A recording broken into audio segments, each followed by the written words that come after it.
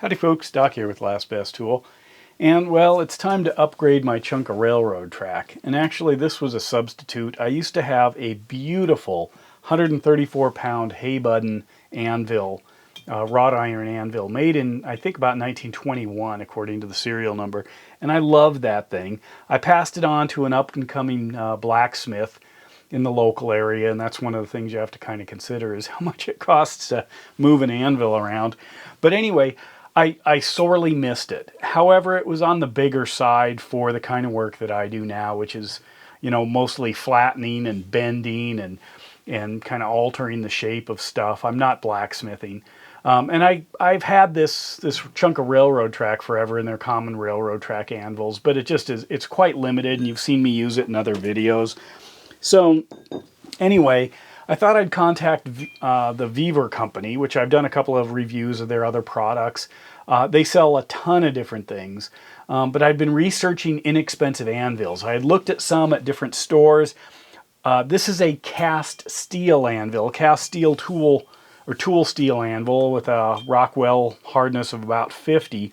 A lot of the inexpensive ones are forged metal, and they're not that strong. In fact, there are videos which I watched on YouTube of some blacksmiths just beating up one of these. In fact, it was the 30. That's 30 kilograms, or about 66 pounds.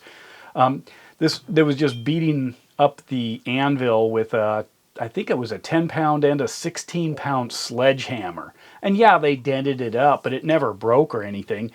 So, you know, in all honesty, this is probably going to be the hammer I'm going to use the most on, this little Est-wing.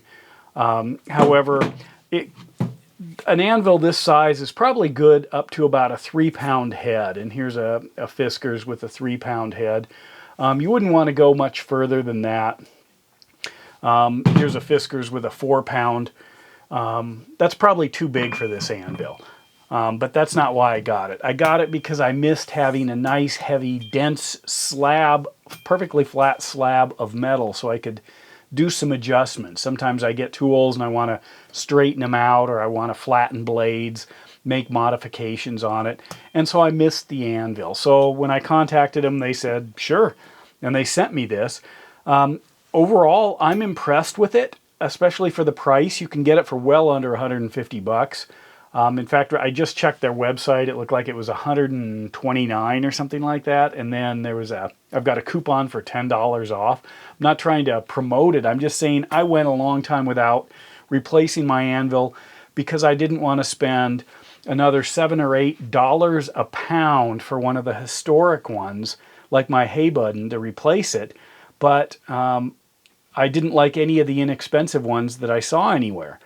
And this one stood out. This Acacio, I think is, or something like that, Acacio, I don't know how you pronounce it. But anyway, this particular one is all over on a bunch of YouTube videos where people are trying to beat it up or show problems, and there really aren't. It's just, it's the top of the inexpensive anvils. Comes in different sizes. I chose the 30, which is basically half of the 134-pound Hay Budden that I used to have. Now, I can't promise you if I was at a flea market and saw a beautiful Peter Wright, you know, or Vulcan or another Hay Budden. I'm always looking for Hay Buddens. In fact, I saw one in Idaho I thought about driving down to get, but it was like 240 pounds. I don't know where I'd put it, but just beautiful. But anyway, I need one that I can do work. So let's take a closer look at this thing. First of all, you're going to notice it's got the Pritchell hole here, I think is a little on the small side. It's a sub-inch, as is the Hardy hole. I'm going to point those out. I also don't like that it's drilled into basically this edge step. Normally there would be a table here. There's not on this one. That's okay. I'm not doing that kind of blacksmithing. And this is not for farriers or horseshoes, but instead I just don't like that they just punched that right through part of the face. But I've also seen all kinds of pictures where this moves around. It looks like they've taken it down in order to drive it right into a place where you can mount it. And there are different mounting options for these as well. I don't need to mount it. I'm going to move it around because it's got enough mass that I'll deal with it. But anyway, if I take a look at the actual dimension, of the Hardy hole. It's coming about 924 this way and about 941 that way. So it's sub-inch, and a lot of the blacksmith's tools are designed around a 1-inch square, and then this is about the same in diameter. I've got 925 here. So if you've got existing tools, you might either have to grind those down or maybe try to make these a little bigger, but that's not what this is for. I don't know, maybe there's a European sizing for that. As far as the size, the overall size, from the very end of this tail here, and notice it's kind of double-tailed. I don't mind that because I like this flat surface here. A lot of them, you know, the classic blacksmiths came out. There are all sorts of different designs for the table. This is fine with me, especially to have a smaller working environment there. I'm looking at a little over 20 inches on this end. If I run it this way for the thickness, or the cross-section of the table, I'm running about 4.5 inches there. And then if I go out for the square table, I'm working at about 6 inches if I cut it off here. And then the horn, which is not, hasn't been reduced up at the front, is about 7. By the reduction, usually when the old school anvils were forged, one of the last steps is the anvil smith would whack the tip right here to simply take the sharp edge off of it so you didn't, you know, run it into your leg or something, but this one's still pretty steep. Very nice as far as the finish work on it, especially for the price. And here's what's interesting.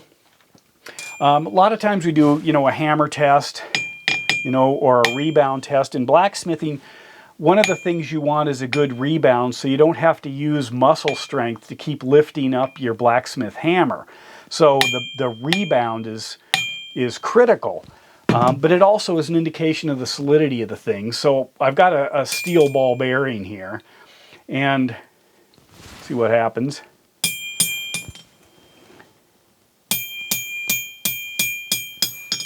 That's actually really good.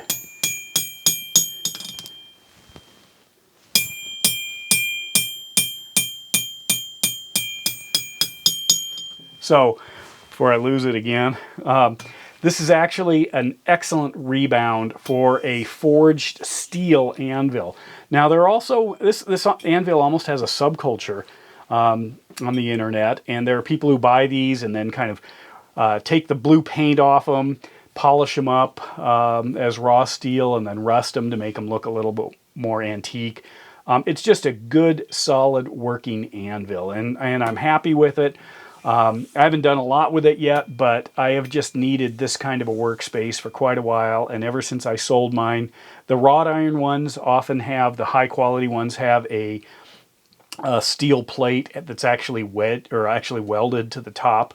That's where most of the impact goes. But I honestly wouldn't beat on that old one either, you know, because it's more of an antique, but this is more of a user, and for the price. For this amount of anvil. They make a 40, a 20, and I think they make a 60 as well. So you can get different sizes. And then shipping is something to consider. If it comes with free shipping or, you know, inexpensive shipping, this is a huge chunk of metal. You know, you're talking about 66 pounds of dense metal. So, you know, you have to take that into consideration. But anyway, I thought I'd bring this to your attention. If you're looking for something like this, I've done a ton of research on the inexpensive anvils and arrived at this one, and I have no regrets, and it arrived just fine, and it's perfectly flat. I did have to kind of clean it off. It was covered with a preserve or some sort of preservation ointment on it to, you know, probably keep it from rusting as it traveled around the world. But overall, for the size, for the features, and for the price especially, I can highly recommend this VEVOR, in this case the 30 kilogram anvil, and I've got links below to several of them. But anyway, if you've got a specific anvil, I'm kind of an anvil snob in that way. You know, I miss my Hay Budden. I don't know why I did that. You know, I just wasn't using it much, and then this guy said he was going to start a forge. He was going to go after that kind of cool Gucci market of the upstart ranch, kind of the or the toy ranches around in Montana that want all kinds of wrought iron stuff. So he wanted it. He tested it out, loved it, and I thought, sure, okay, I'll sell it. And I've regretted it ever since. But anyway, this will get me by as a good shop tool. Let me know what you think in the comments. And with that, Doc out.